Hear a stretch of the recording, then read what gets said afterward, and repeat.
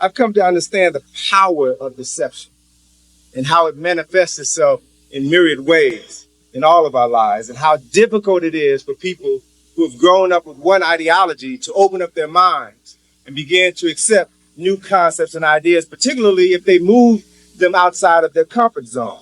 And so this is the dilemma that I'm faced with at this time, and I ask you all to bear with me. The dilemma is, how do you respond to the faithful followers of a truthful man who presents a falsehood as a sacred fact, particularly when these people don't realize that the falsehood was derived from a falsehood, which was derived from a falsehood, which was derived from a falsehood, which was derived from a deliberate distortion of sacred truths. And just because a truthful person speaks a falsehood with truthfulness and conviction doesn't make that falsehood any less false.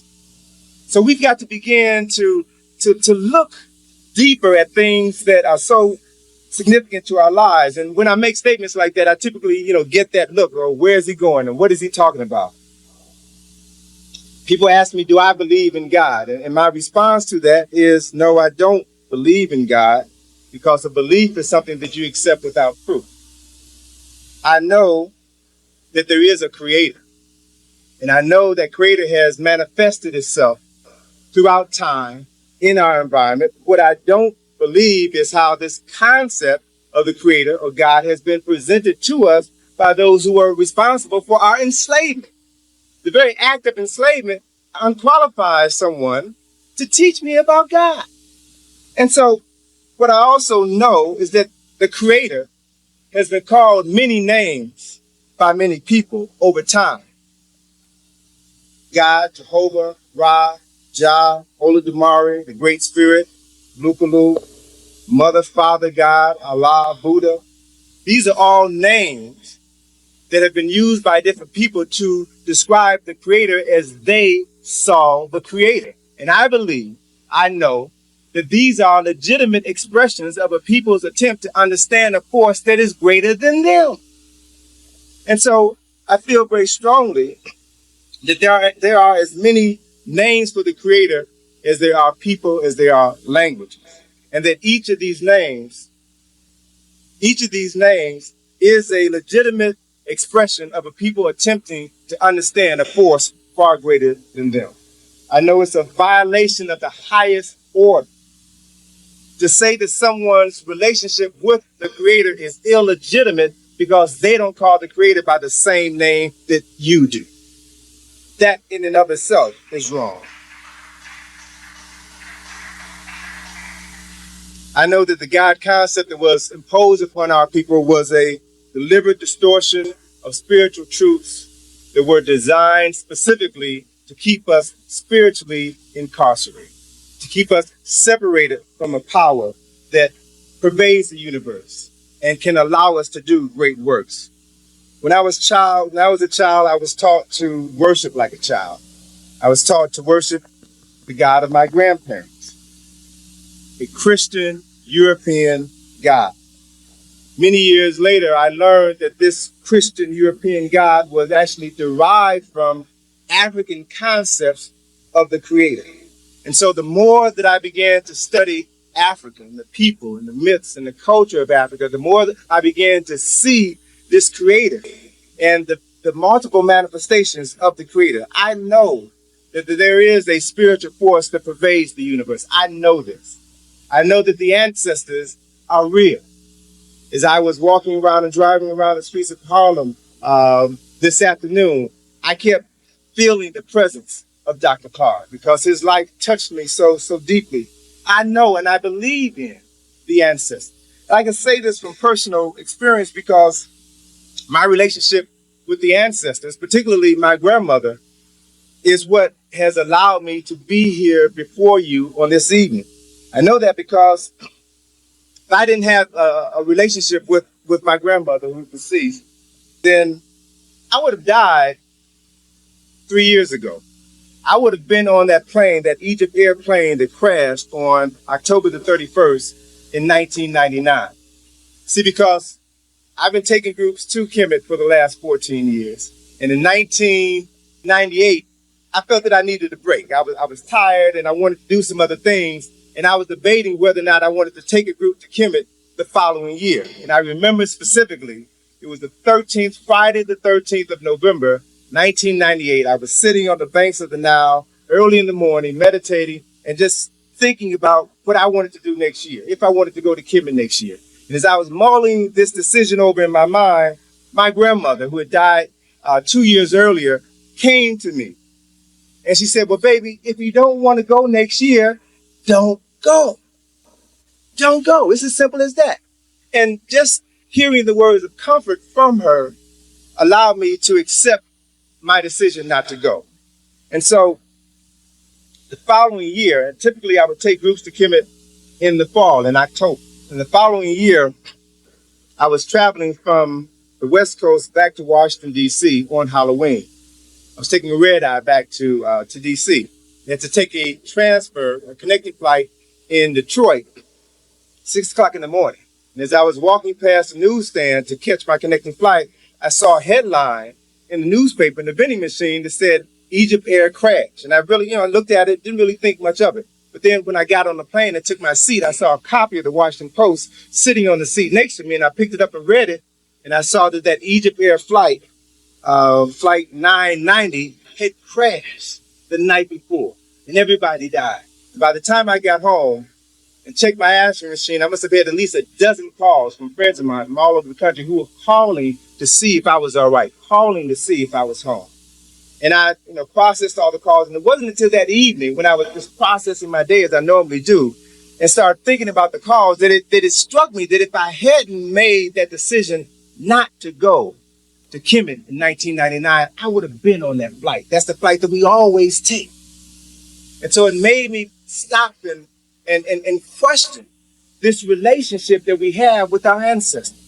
It made me question this relationship that we have with spirit, and made me understand how real it was and how important it is to cultivate this relationship and not allow others to distort it, to dilute it, to separate us from the power that exists within. And so what I want to share with you this evening is knowledge that I have acquired over the years about Africans' spiritual relationships with the Creator, and how those relationships have been distorted over the years. When I was a child, I thought, I talked, and I acted like a child. I was taught to believe in heaven and hell. I was taught to believe in God and the devil. I was taught to believe in Christmas and Easter, Santa Claus, and the Easter Bunny.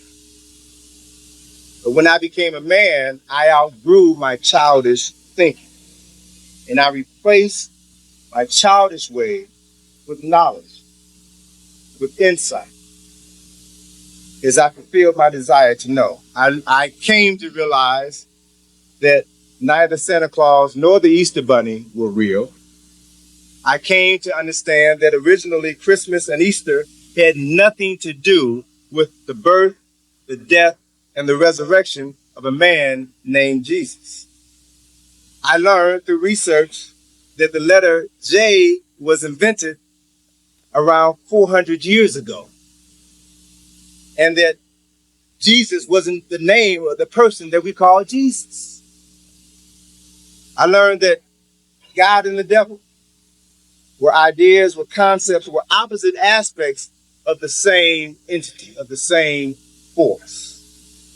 I learned that heaven and hell were conditions that exist on earth, not above it, not below it, but conditions that exist on earth in real time right now.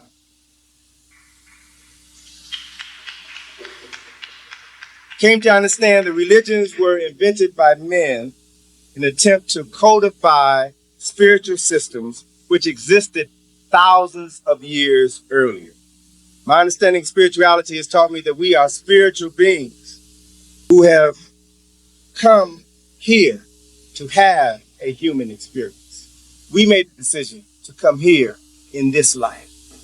I've come to understand that life is not a linear experience. We don't just live and then die and that's it. But life, by studying nature, is cyclical.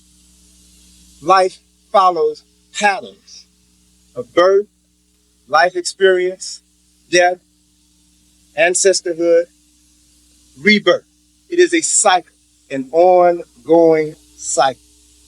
Now, I've learned that if you learn to use your spiritual power, the power that dwells within each and every person, then you have the capacity, you have the ability to experience heaven here on earth.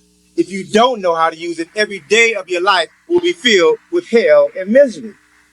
But you have a choice. Only if you know that you have a choice. Only if you know how to use the choices available to you in order to utilize that creative force that works through us.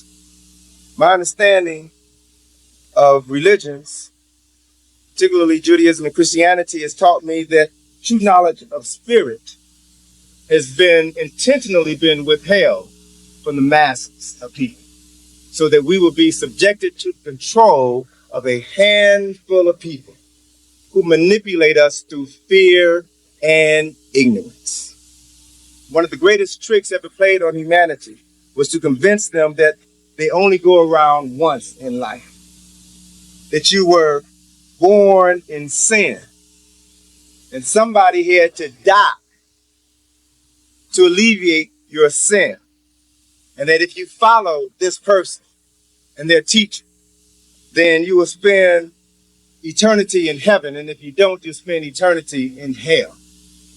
When, based on my research, I've learned most ministers that I've talked to, I've had a lot of conversations with ministers in private and off the record, they would tell me that they don't believe in heaven and hell. They know that what they tell the members of their congregation on Sunday morning is something that they don't even believe in.